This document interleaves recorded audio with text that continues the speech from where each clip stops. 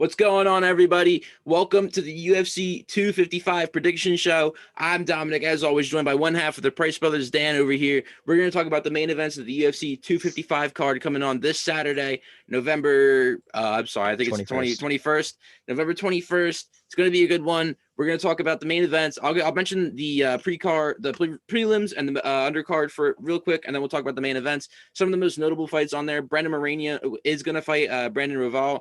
That's another big flyweight fight, so look out for that one on the prelims. Joaquin Buckley, he had that very big knockout a couple months ago on Fight Island. The spinning heel kick, it was insane. It was everywhere. If you're someone involved in the UFC, you saw it. So he's going to return. He's going to fight Jordan Wright. That's going to be a fun one on the prelims as well.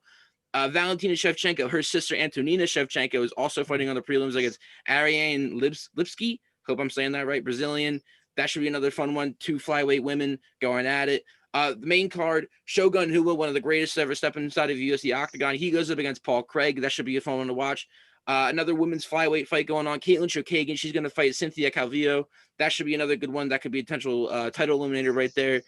And right before the main events, Mike Perry, he's going to take on Tim Means. Of course, he's going to have his corner men. I say that, but it's only going to be his fiance, and apparently he's going to have another friend with him. So look out for Mike Perry. He can maybe raise his stock in the welterweight division. But Dan, let's get right into these main events. We got two amazing flyweight main events, one for the women's belt, one for the men's belt. Let's start with the co-main event. Valentina Shevchenko, 19-3, one of the greatest women we've ever seen step inside of a UFC.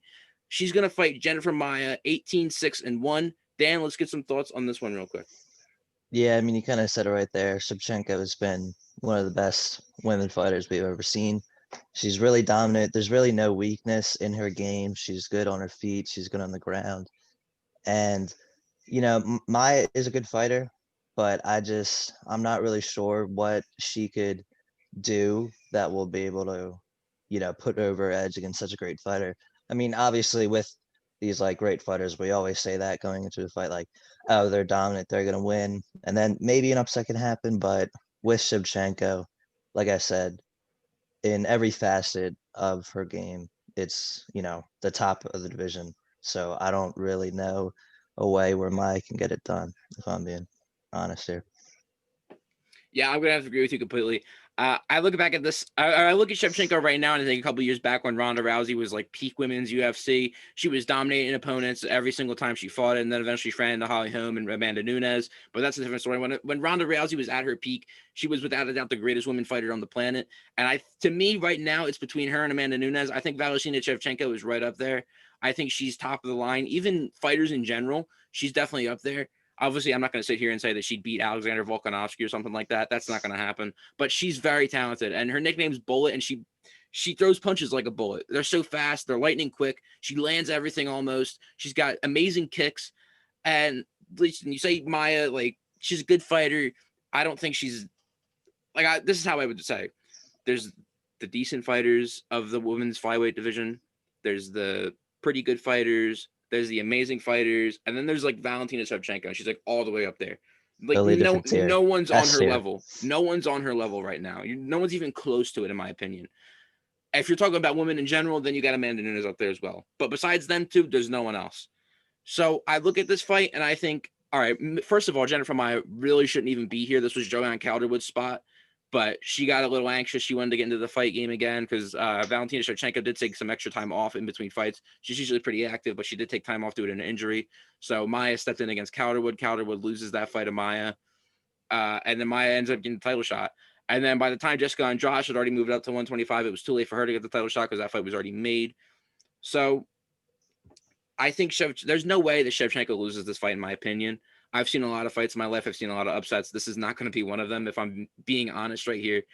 Valentina Shevchenko, so dominant against Caitlin Chookagian, dominant in her rematch against Liz Caramouche, dominant against Jessica Ai, dominant against Holly Holm. She made Joanna Jędrzejczyk, one of the greatest strawweight women's fighters of all time, look like some average bum they found off the street. No one really does that. I mean, I watched the fight between Joanna Jędrzejczyk and Zhang Wei Li back in March, which was the greatest women's fight I've ever seen in my life. So Joanna Jędrzejczyk isn't some pushover. The other girls I just mentioned are no pushovers. Caitlin Chookagian, not a pushover. Holly Holm, not a pushover. As I said, she beat Holly Holm when she was at the peak of her career. That's not a pushover fight right there. Valentina Shevchenko brings everything to the table. And you said it, she's great on the ground. She's great standing up. She's great in the clinch. She's got great kickboxing. She's got everything. She nails everything. She could make you tap. She can knock you out. She can do it all. And at this point, I'm just rambling here. I'm sound like the biggest, Valentina Shevchenko fanboy there is out there, but she's just so The dominant. Like truth. I could sit here You and talk can't about it really. all day. She's just so dominant. She brings everything to the table. And listen, I look at the line for this. Shevchenko is a minus 1,600 favorite to win this fight. And I'm surprised it's not higher realistically. So if you're a betting man, do not put the plus 900 on Jennifer Maia because I guarantee you're not going to get that money back. So I think my last thing to say on this fight, Shevchenko wins this fight. I'm going to say second round knockout. Any official prediction for you, Dan? Oh, I'll go maybe a bit bolder. I'll give her a first round knockout. First I round mean, she's knockout. just, yeah, she's really dominant. I like how you mentioned Jessica Andrade because I also thought that she really deserved, this fight. I mean, she went to this division, performed exceptionally well, but with the timing, it didn't really work out for her. I'm hoping she gets a title shot in the near future after presumably Shevchenko will win, like we say she will. But yeah, I mean, this fight, I don't know how exciting it will be. I think this next fight we'll talk about will be a bit more competitive. Perfectly said. And good transition into the next fight, the main event of the evening at the UFC Apex this coming Saturday night. Deiveson Figueiredo, the flyweight champion, is going to defend his title against Alex Perez. This fight was supposed to be Cody Garbrandt. Garbrandt pulled out. I believe it was mid-September. He pulled out. He had an injury. Alex Perez steps in. He becomes the first fighter from Dana White's Tuesday Night Contender Series to get a title shot. So that's a big milestone for that series alone. So Dan, why don't you take it away, and then I'll get into this fight. Yeah, so obviously, like you said, Garbrandt probably should be taking this fight. He did get injured, but I will say, in terms of the people left, Perez probably definitely deserved a shot. He is, I think he's four. Yeah, he's 4-1 in his last five. He's off three pretty good wins, if you ask me. And I he notable victory for him is that he beat Formiga, who is the one person that Figueiredo was lost to. So, I mean, I took AP Calc and I know PEMDAS. So if you look at it like that, hey, there's at least a chance, unlike with the last fight. And I just think obviously Figueiredo's a great fighter. He is the champion for a reason, but Perez, he could pull off the upset. So I'm sure you have some interesting things to say about that. Yeah, here's the thing I like about Alex Perez a lot. His ground game, his clinch work, his defense, it's all very good. It's all really there. And he throws a lot and he's got very powerful leg and calf kicks. And they do a lot. We saw the fight against Jusir Fimiga back in June. He finished him with leg kicks alone. That was very impressive. And his ground game is amazing. He got a submission win against Jordan Espinoza with an arm triangle where he didn't even need to transition over to finish it. He locked it in. He pulled it as tight as he could. And it was a very impressive submission victory by him against Jordan Espinoza. But then I look at Deiveson Figueiredo as well. Deiveson Figueiredo got a very impressive tap against Tim Elliott. Tim Elliott went right in for a takedown. He fell right into his guillotine. Very impressive. And then he put on two back-to-back clinical performances against Joseph Benavidez, who was being labeled as the guy who was going to be the next best thing in this division after Demetrius Johnson had left. He was always that guy. He was the second best. There was always like I just said with the women's flyweight division.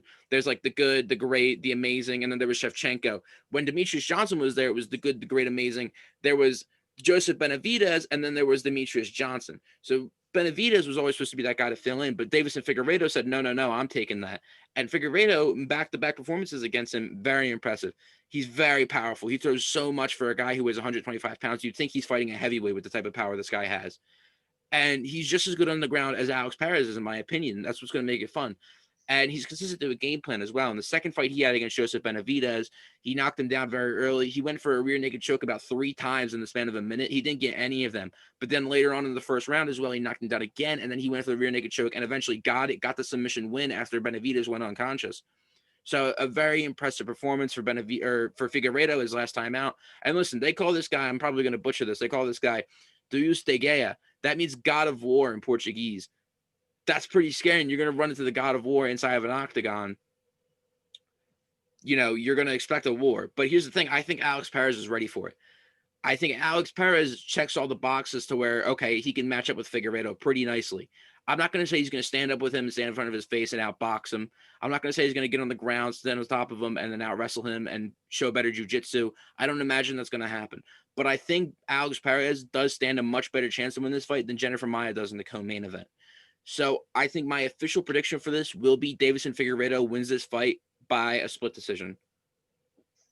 I, whew, that's so. I'm thinking decision as well. Maybe a submission by Perez in the third round. I don't think it's going to be like an early first round knockout or anything like that. But you know what? I'll go with that. I'll go with Perez submission in round 3.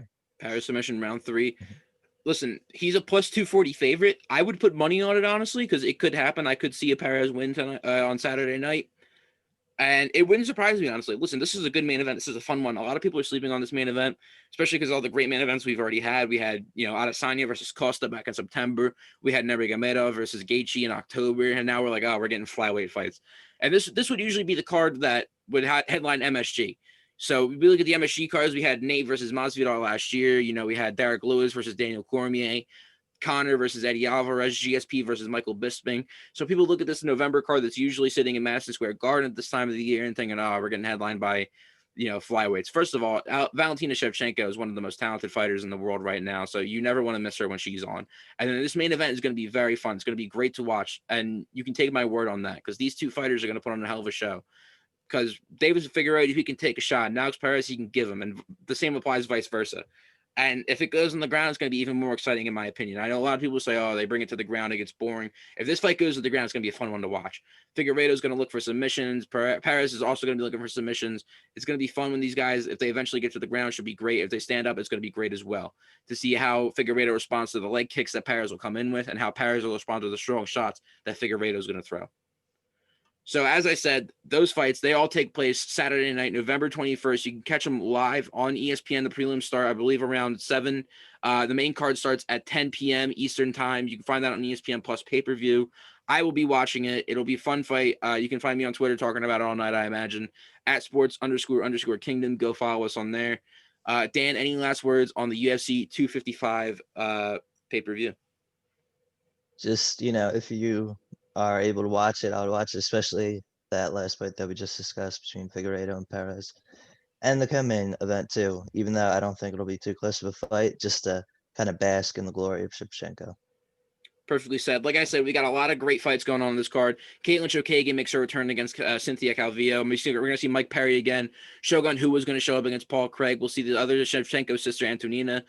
She's going to fight as well. And then we'll also see Joaquin Buckley. We'll also see Brandon Moreno and fight Brandon Raval. So that should be a fun one. Just look out for this. It'll be a great card. Saturday night, as I said, UFC Apex. And I think it's going to do it for us. So we'll see you very soon with more content. And hope you enjoy. Until then, stay safe. Enjoy the fight Saturday night. Make sure you tune in and follow us on Twitter, Instagram, all that good stuff. Subscribe to the channel, like this video, please. And we're going to sign off. So we'll catch you all later. Until next time, adios, everyone. Peace.